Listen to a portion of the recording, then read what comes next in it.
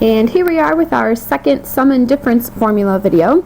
My apologies on the last one if you heard my phone go off a few times.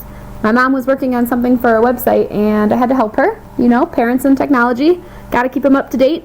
So I apologize if that distracted you. Tonight's video is going to be pretty short. Alright, so we're going to expect that you can recognize and use the formulas for sum and difference of tangent in the same way that you could for the sum and difference formulas for sine and cosine. So sum being addition, difference being subtraction. These are your formulas. They're on your identity sheet. If it's the sum formula, addition is in the top. If it's the difference formula, difference is in the top. Then the opposite sign goes in the bottom. Just an easy way to help remember and think about recognizing this side to simplify it to this side versus finding the exact values from here by expanding to this side. So first thing, use the sum and difference formulas to simplify. Just like with sine and cosine, you want to recognize the fact that this is tangent. Hopefully you can do that. And because there is a minus sign in the top, it's going to be our difference formula for tangent. We're going to take angle A minus angle B. This is going to be the tangent of 120 degrees. The tangent of 120 is going to be the y value, which is root 3 over 2, over the x value, which is a half, which is all going to simplify when you multiply by a reciprocal to just be the square root of 3. Final answer.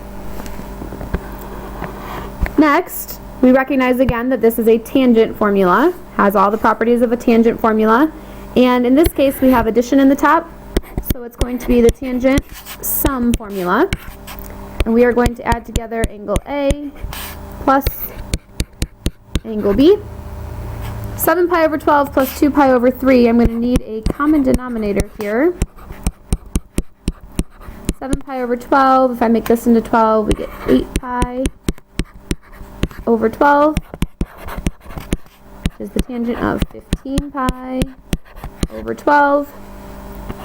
15 pi over 12 is going to simplify into 5 pi over 4.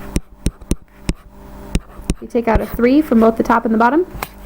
And the tangent of 5 pi over 4 is third quadrant. We're going to have negative root 2 over 2 over negative root 2 over 2, which is all going to come out in the wash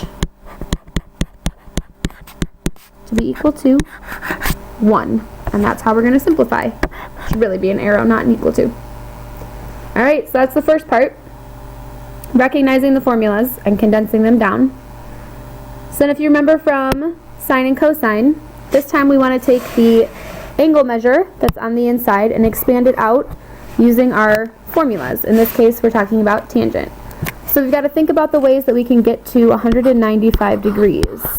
Easiest one I can think of is 150 and 45. You could also do 225 minus.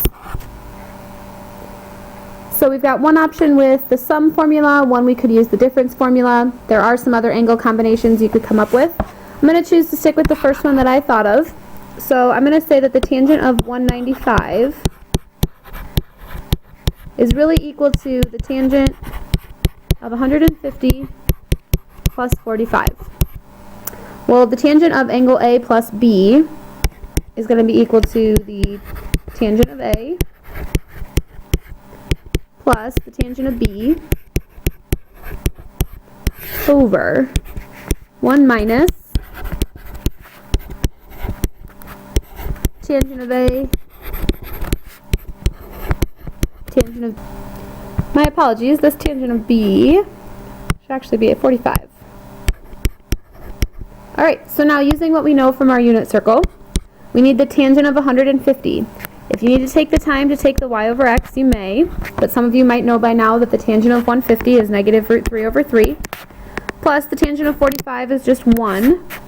On the bottom we're going to have 1 minus negative root 3 over 3 times tangent of 45, which is 1. Now, there's going to be a lot of work to simplify this fraction. So the first thing I'm going to do is try to get rid of the fact that I have fractions over fractions. And I'm going to multiply everything by 3 over 3. When I distribute that in, this 3 and this 3 are going to cancel. I'm left with negative root 3 plus 3.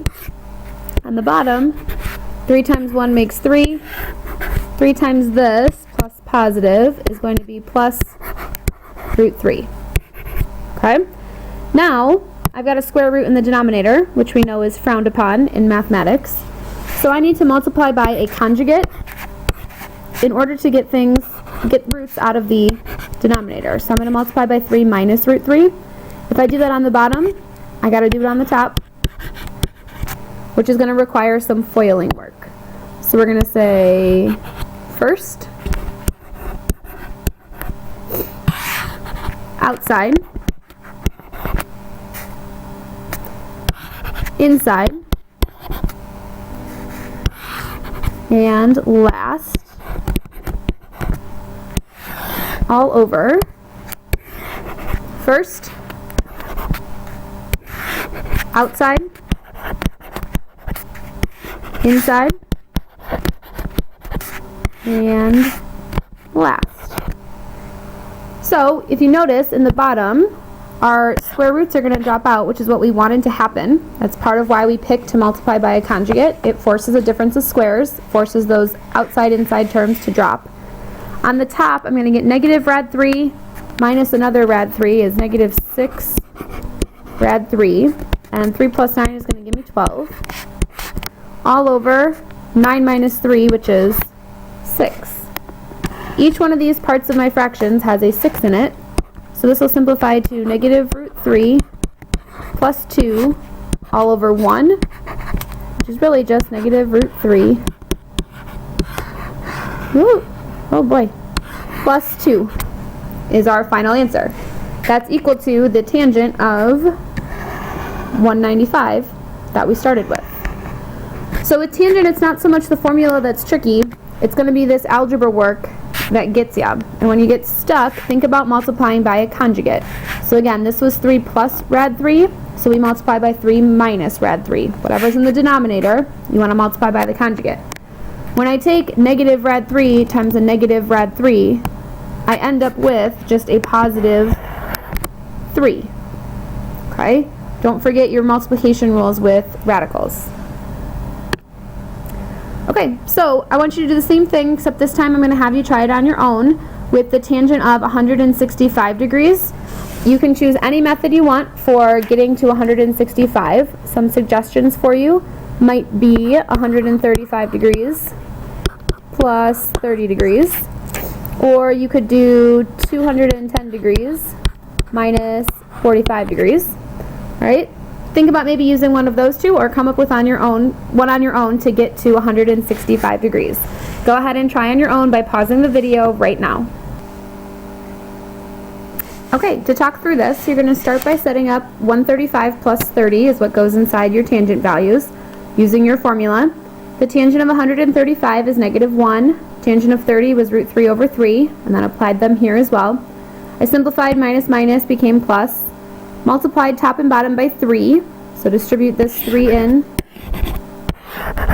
all of these places, and I end up with this fraction here. Then I have a square root in the denominator, and I want to get rid of it, so I'm going to multiply by the conjugate. Just multiplying by the square root of 3 won't be enough, because then there's still going to be a square root of 3, it's just going to jump to this term, and then to this term, and then to this term. You have to multiply by a conjugate. So this was plus, it needs to be minus. So whatever I multiply by on the bottom, I got to multiply by on the top. I'm going to take the time to FOIL. First, outside, inside, last, and I end up with this line right here. First, outside, inside, last, and I end up with my denominator. Simplifying, canceling out a 6 from everything, and I'm left with negative 2 plus the square root of 3.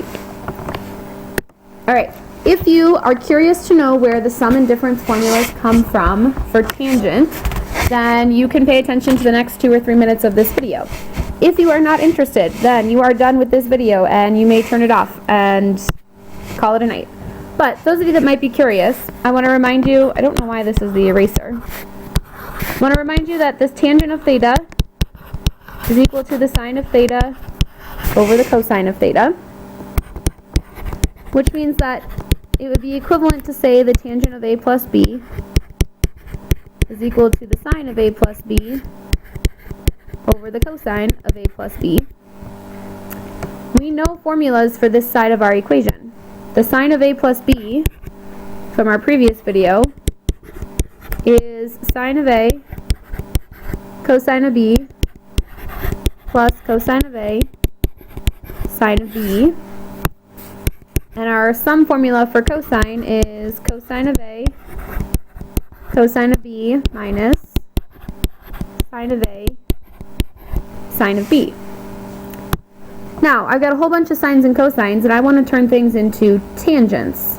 So I'm going to need to divide out by some cosines. I can't really divide because I'm talking about something that's equal to another thing over here. So instead, I'm going to multiply the top by 1 over cosine A cosine B, and I'm going to multiply the bottom by 1 over cosine A cosine B. If I take this term and distribute it out in front, I'm going to get sine A cosine B over cosine A cosine B plus cosine A sine B over cosine A cosine B. In the denominator, I'm going to take this term and distribute it. I'm going to be left with cosine A cosine B all over cosine A cosine B minus sine A sine B over cosine A cosine B. Thinking about trig identities, sine A over cosine A is all going to be tangent of A. Cosine over cosine is just going to be 1. Cosine A over cosine A is a 1. Sine B over cosine B is a tangent of B. Cosine A over cosine A is 1. Cosine B over cosine B is 1. 1 times 1 is 1. Sine A over cosine A, tangent A. Sine B over cosine B, tangent B. And there's your formula. The same one can be done for the differences if you are curious. Just a little bit of extra knowledge for you.